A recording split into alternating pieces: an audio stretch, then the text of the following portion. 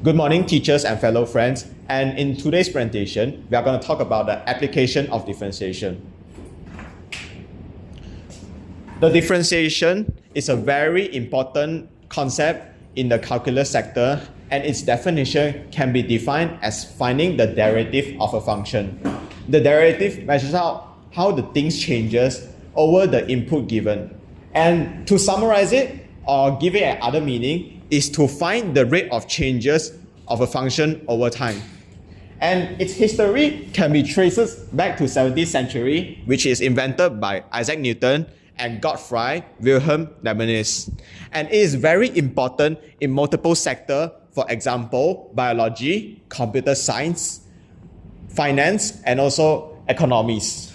And it is a fundamental concept in the calculus sector which helps us understand the rate of changes of a function and also organizing problem. And with that, I'm going to pass my mic to Gavin, which is going to talk about the mathematical problem.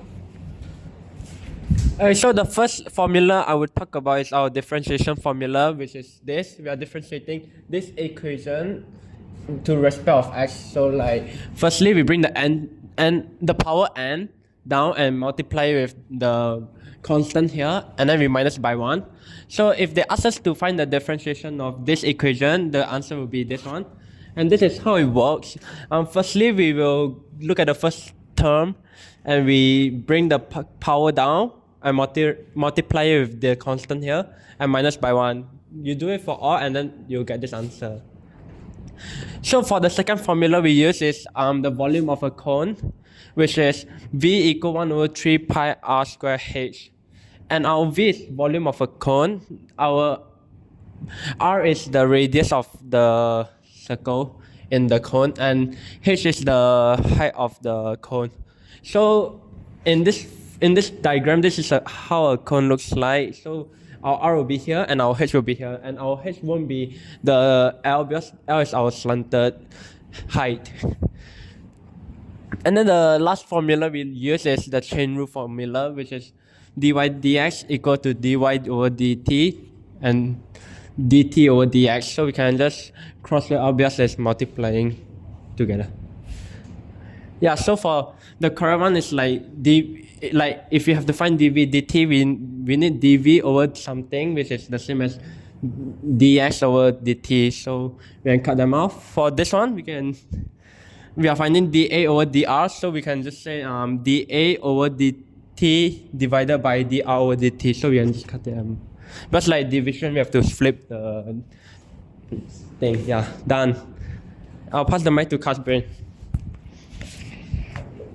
We were given a real-life example in terms of a question to explain it properly and solve it.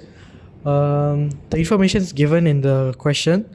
The radius is 10 cm. The height of the cone is 20 cm. And the constant rate of change in water flow is 4 pi cm cube per second. And we were told to find the rate of change of depth in water when the depth of water is 5 cm. So we have the equation of the volume of the cone, which is 1 over 3 pi r square h, but we have two terms. We have the equation in terms of two terms, but we want to make it as one term so that we can differentiate it. So in terms of the two similarities triangle, we can come to the conclusion that r equals to h over 2. Based on that, we can substitute it into the cone formula, volume of the cone formula, and find a formula for the volume of the cone that only involves one term, which is 1 over 12 pi h cubed. And the depth of water is h, and the rate of change in depth of water is dh over dt. But that's what we're finding. To find that, we can write this equation, dv over dt equals to dv over dh times dh over dt. So dv over dt, which is the rate of change in volume, is 4 pi cm cube per second. The volume formula is 1 over 12 pi h cubed. So derivating that would be 1 over 4 pi h squared based on the methods that Gavin taught us. So if you want to find a specific rate of change, then we need to use the h at that specific point, which is 5 cm. And using that, we can find dv dh, which is 25 over 4 pi. So as we have the final information, which is dv over dt is 4 pi cm cube per second, which was given in the question, and the dv dh that we found in the solution just now, which is 25 over 4 pi. Calculating that and making the dh over dt the subject of formula, we can find that the rate of change when the current depth of water is 5 cm is 0.64 cm per second. I'll pass the mic to Jaslyn. For part B, we are asked to determine the rate of increase in the depth of the water in the funnel at 4.5 seconds after the pouring has started. With the formula given earlier in the question, the constant rate of the volume being poured is 4 pi cm cube per second. We can use the time here to times with the constant rate in order to cancel out the time. So in the end, we'll get 18 pi, which is the volume, at t equals 4.5 seconds. Next, we can find the height of the water when the volume of water in the conical water funnel is 18 pi, with the formula given by Gavin earlier on in the slides. The volume of the cone is V equals 1 over 12 pi h cubed. We can substitute our V as 18 pi, and then we can find out that h is equal to 6 cm at the time when t is 4.5 seconds. Next, we can find the rate of increase in the depth of water, which is dh over dt. With this formula, we have to substitute two values, which is dv over dh and dv over dt. We rearrange this formula, we'll get dv over dt times dh over dv equals dh over dt. Given that dv over dt is 4 pi early on in the question above. With the equation stated earlier by Kashvin, dv over dh equals 1 over pi h square. We can sub h as 6 cm into the equation, and we'll get our dv over dh as 9 pi. However, the formula earlier stated that we are required to have dh over dv. Hence, we'll just flip our 9 pi into 1 over 9 pi. Lastly, with all the values given above, we can use it to times and find our dh over dt. 4 pi times 1 over 9 pi will get 4 over 9, as the pi will get cancelled out. Last, our value is 0.444 meter per second. Hence, our rate of increase in the depth of the water in the funnel at 4.5 seconds after the pouring has started is 0.444 meter per second. Next, assumptions. Firstly, water flow should be constant. As the given question earlier, it is stated that the water flow is 4 pi cm cubed per second. Next, the room temperature should also be constant.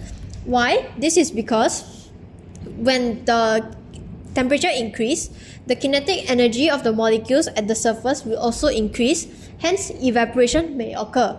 This brings me to my next point, stating that no leakage or water evaporate. These all correlates back to the water flow is constant. Lastly, we also should have neglect pressure effect, as when pressure is affected, it will also affect our height of the volume of water in the cone. I would like to pass the mic to my colleague Marcus. Okay, now that we have talked about the real life examples, now I'd like to talk about a real life application in which this is used. So let's use an example in which Miss Nohabiba is a very cautious and observant driver, in which every day on a daily life she would use a highway to reach Taylor's College.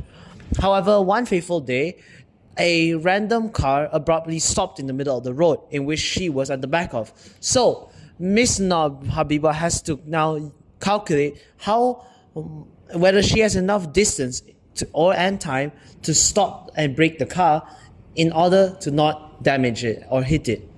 So using her experience of maths and physics, she can be able to solve this problem by using a topic called kinematics. Kinematics is when they use differentiation to find three equations: distance, velocity, and also acceleration, in which let's start by using a distance formula, a distance function, s and t, in which t stands for time and s stands for distance. Whenever it is differentiated, it will become into velocity and function of t.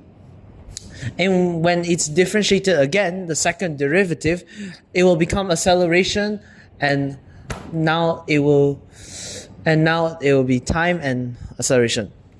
So another example that can be used in this situation is from the car, in which the car uses a system called the anti-braking system, in which it uses microcontrollers and sensors to detect whether the deceleration is too sudden and may cause skidding, and will then adjust the brake system pressure in milliseconds. So that is how Miss Nur Habibah is able to stop her car in time using differentiation in the scene. Now I would like to pass the mic to my partner, Kokong. Thank you. All right, thank you for Marcus. And to that, differentiation is a very important part, not only in the calculus sector, but it also in our real life situation. And not only because it helps us find how the things changes over time. And it could be how fast or slow the rate of changes is increasing or decreasing.